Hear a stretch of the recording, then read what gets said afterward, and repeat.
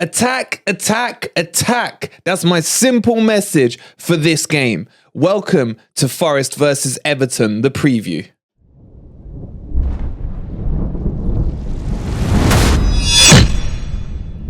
Good morning, good evening, or good night, wherever in the world you are, whatever time of day you're watching this. Hope you're having a fantastic day, and welcome to your match preview for Nottingham Forest versus Everton. This is a huge match.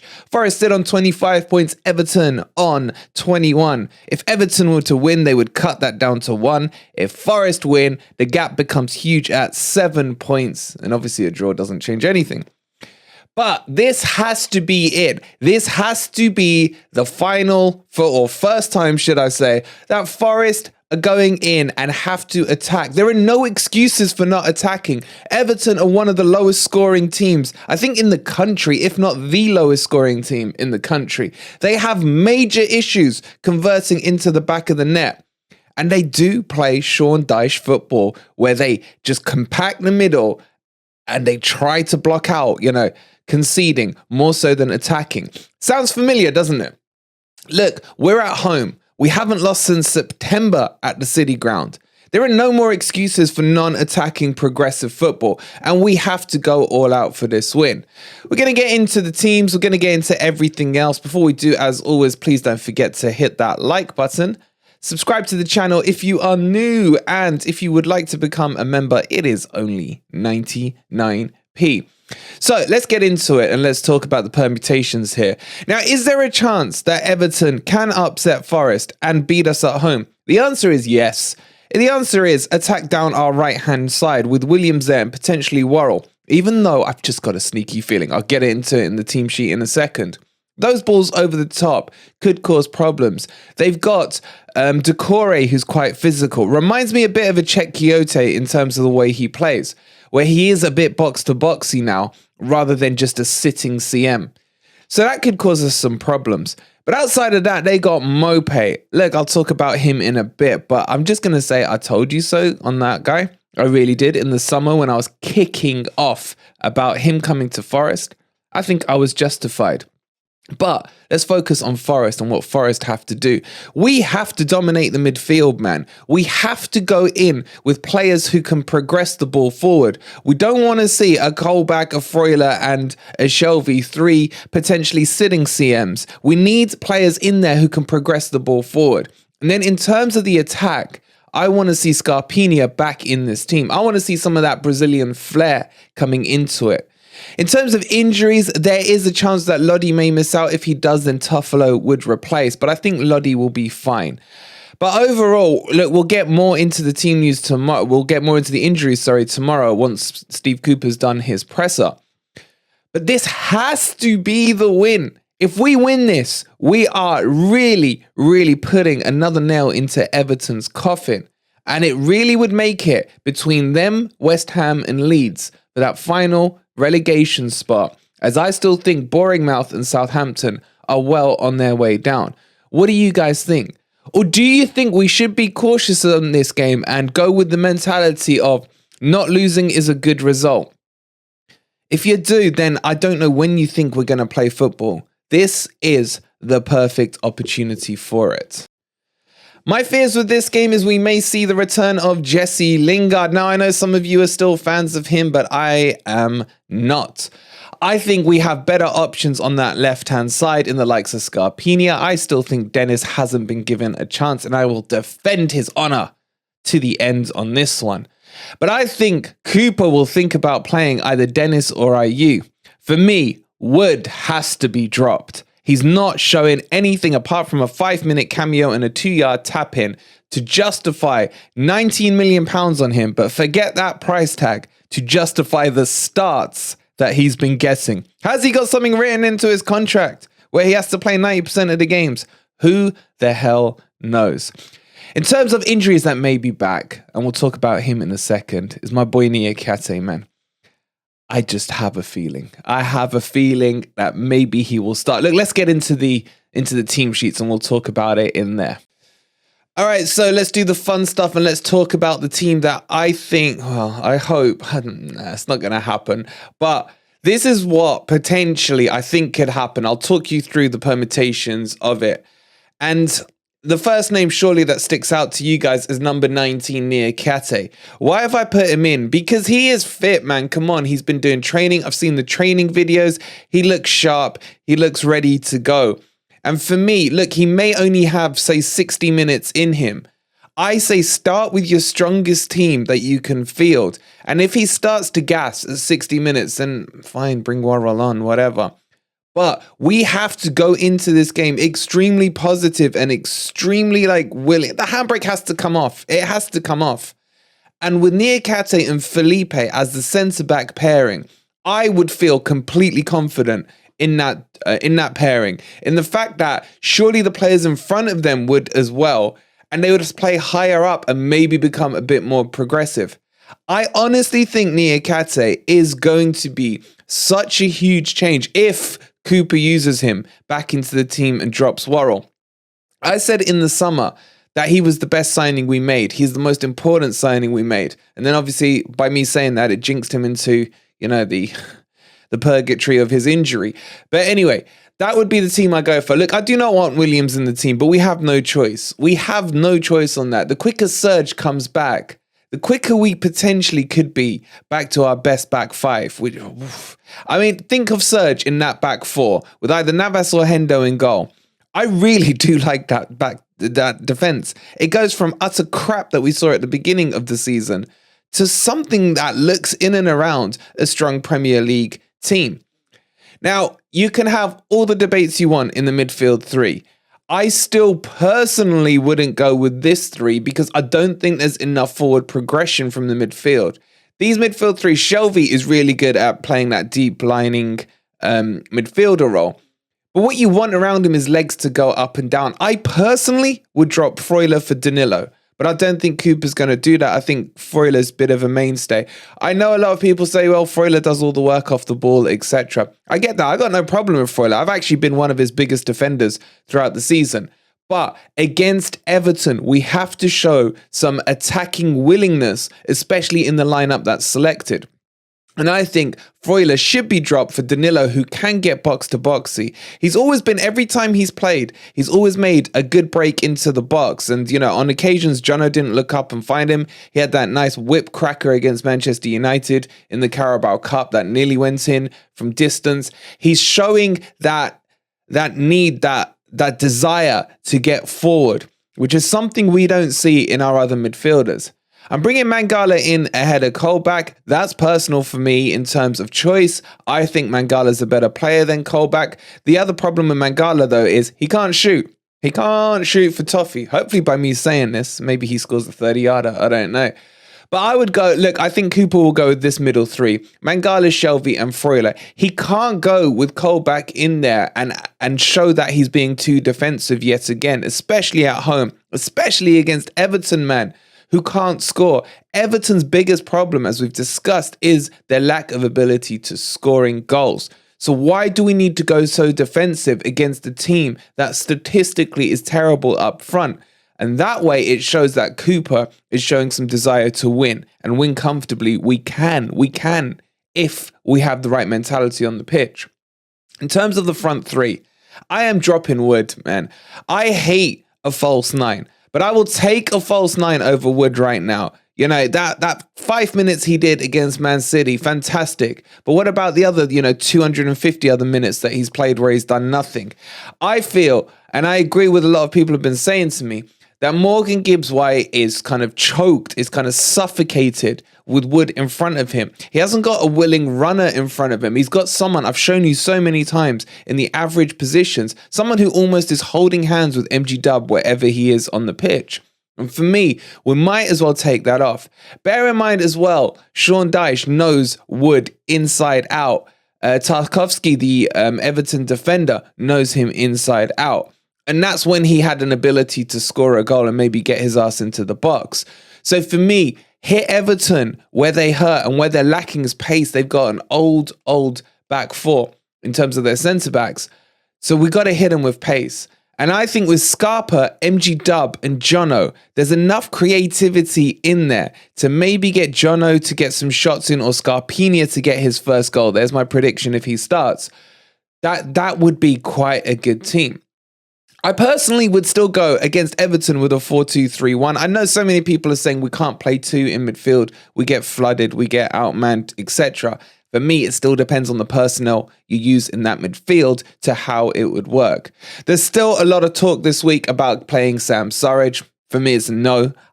He's not Premier League quality. I don't mind him as an impact sub, but Premier League quality, I don't think he is. And until Iwobi returns, I think we're going to have to go with a false nine. Otherwise, it's just pointless playing Wood. We are carrying Deadwood up front. Literally. I'm not insulting him. I'm just literally, using the pun. So for me, the three, I would look going forward. I don't want any W's in the team. I don't want Wood. I don't want Williams. I don't want Worrell. Yeah.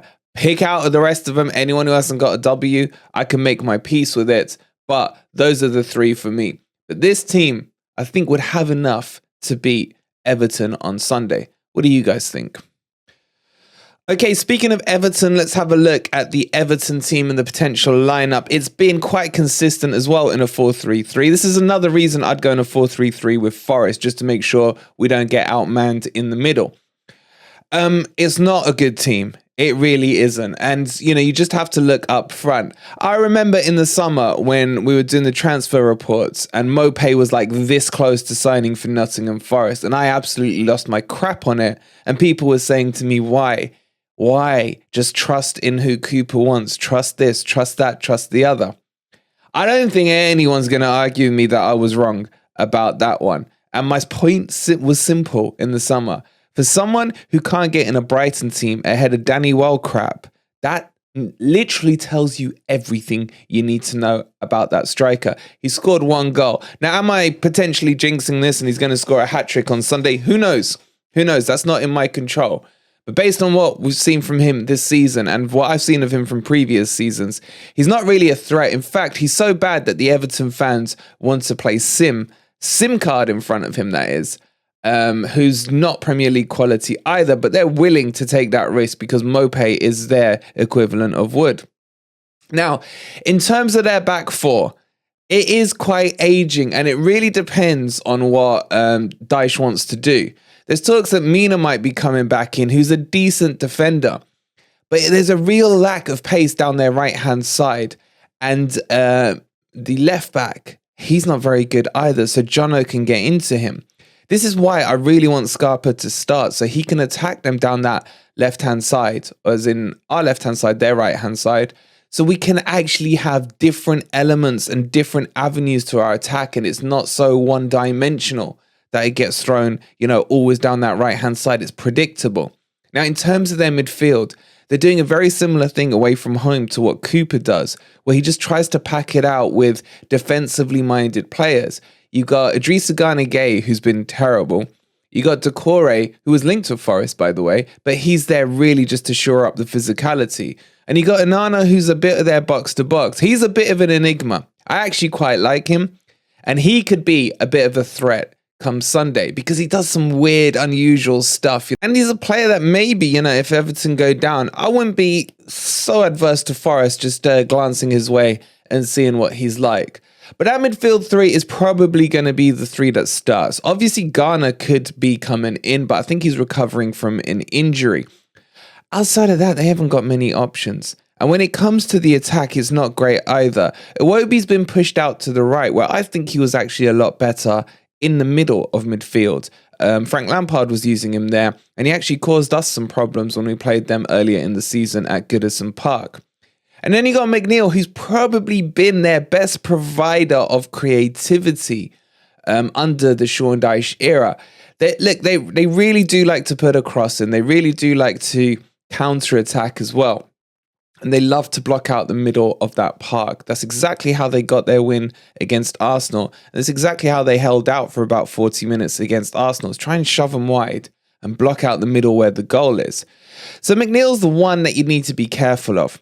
My biggest worry in this game is if we go with the Worrell-Williams combo, W and W on that right-hand side. If I was Sean Dyche, I'd be saying, boys, just lump the ball over the top into that channel and we'll get some success. You know, McNeil going there, Decore as well, adding some physicality. That will be their best chance of beating us. But in terms of that team, this is the one I think they'll go with. It's just maybe some slight tweaks in defense because of how old their defenders are. They can't afford to make them play 3 games in a week kind of thing. And that's why you saw Cody rested against their tonking at Arsenal. And you could see Coleman coming back in as well. You could see Holgate playing in there. They got a couple of options, but none of which are brilliant. All right, guys. So team sheets discussed, predicted lineups discussed. What do I think's going to happen? I have no clue, man. Look, I think if we go for this one, we win it. I think it's in Cooper's hands to dictate this. But I also remind you guys of the amount of time spent by Sean Dyche at the City Ground. Him, Woney, Stoney, they seem to have season tickets there. Even when Everton are playing, somehow Dyche still appears at the City Ground. God, he's obsessed with us. Yeah, that means that he is going to have a very deep understanding of how Cooper likes to play. And that's why Cooper needs to throw him a curveball. We have been very samey in most games. You have to say it's low block football and then attack down the right-hand side. Throw a curveball, put Scarpinia down the left, and let's see some progression down the left side of the pitch for once. That will confuse them, especially with the granddads they have on the right-hand side of their defense. I think that would be a good ploy to do. And as I mentioned in the predicted team lineups, play with someone who can progress the ball forward. For me, it would be Danilo. I would go with Danilo. I don't think it will happen. But if we do that, we can catch Everton off guard and we can comfortably win this match. I don't know what... There are still some doubts in me. Is there going to be a hangover from the West Ham game? Or are the boys going to be determined enough to come out and play proper football? We will see on Sunday. And then on the flip side, Everton have just been tonked by Arsenal 4-0. And they look dejected. Those players came off the pitch, heads down, moping around. You didn't really see that with the Forest boys. So maybe Everton have felt that their fate is sealed and doomed. I don't know. This match is going to tell us a lot. I'm kind of getting nervous now. It's just one of those ones. You know my problem with Forest throughout the years is every time it's come to a crunch match, every time where you think to yourself, if we win this, X, Y, and Z will happen. Something happens and we just don't do it. Obviously, apart from the playoffs and the final last year, that felt a whole lot different. But even in those playoffs, I remember when Sheffield United came back in the second leg, I was thinking, oh God, here we go again. And that's the biggest thing that worries me about this game is, will Forest do a Forest when, this 3 points here would be so big and make such a huge impact on our season? It's ridiculous because the opposite piles on the pressure. If we were to lose this game, man, we are 1 point ahead of Everton with some tough fixtures coming up in Spurs and Newcastle. I don't know. I'm gonna, as always, go with my heart here.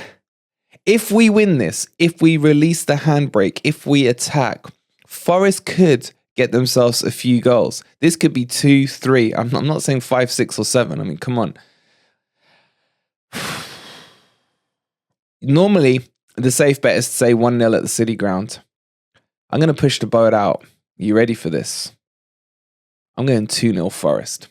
Let me know your predictions down below.